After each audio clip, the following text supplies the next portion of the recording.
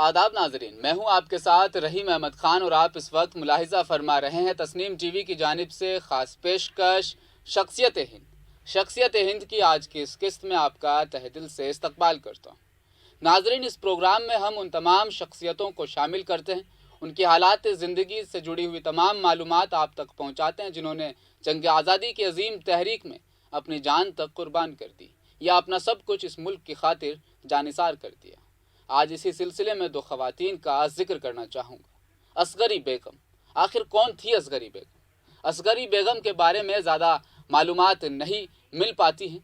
कुछ ज़राए के मुताबिक ऐसा माना जाता है कि वो 1811 में पैदा हुई थी और बगावत के वक्त उनकी उम्र 45 साल के लगभग रही होगी। यानी बगावत का जो वक्त है उससे मुराद 1857 की अजीम क्रांति। कहा जाता है कि उन्होंने मौजूदा मगरबी उत्तर प्रदेश में अंग्रेज़ों से लड़ने में अहम किरदार अदा किया था। बिलाखिर 1858 में अंग्रेज़ों ने उन्हें पकड़ लिया और क़यास के मुताबिक उन्हें ज़िंदा जला दिया गया।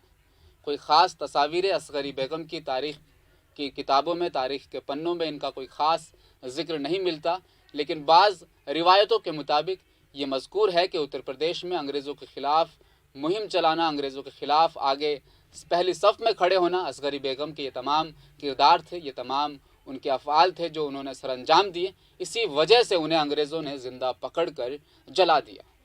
मालूमात मज़ीद हासिल करेंगे इस वक्त असगरी बेगम के बारे में। अमजदी बेगम मोहम्मद अली जौहर की अहलिया और बी अम्मा की बहू थी। बहू और सास के दरमियान हसद और लड़ाई झगड़े के मुश्तरका रिश्ते के बरअक्स बी अम्मा ने हमेशा अमजदी बेगम को सियासत में आने की तरगीब दी।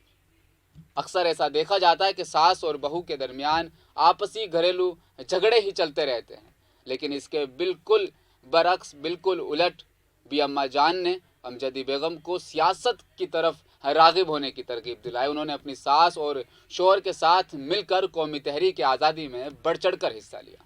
मज़ीद मालूमात हासिल करते हैं अमजदी बेगम के मुतल्लिक़। वो तमाम सियासी कॉन्फ्रेंसों में अपने शौहर के साथ जाती थी और यहाँ तक कि ख़वातीन को आज़ादी की जद्दोजहद में हिस्सा लेने के लिए खिताब और हौसला अफजाई करती थी। कहा जाता है कि वो लंदन में पहली गोल मेज़ कॉन्फ्रेंस में मोहम्मद अली जौहर के साथ थी, क्योंकि वो बहुत बीमार थे कि अकेले ज़िंदा नहीं रह सकते। उन्होंने तहरीक आज़ादी और खिलाफत तहरीक में अपनी सास की मदद भी की। मज़ीद बरां जिन्ना के मशवरे पर बेगम ने मुस्लिम लीग की पहली वर्किंग कमेटी में 25 अरकान में से वाहिद खातून के तौर पर शमूलियत इख्तियार की। 1937 में लखनऊ में मुनक्किद ऑल इंडिया मुस्लिम लीग के सालाना इजलास में बेगम ने ख़वातीन के लिए एक अलहदा वोटर तश्कील दिया, जिससे उन्हें आज़ादी की जद्दोजहद में हिस्सा लेने का मौका मिला।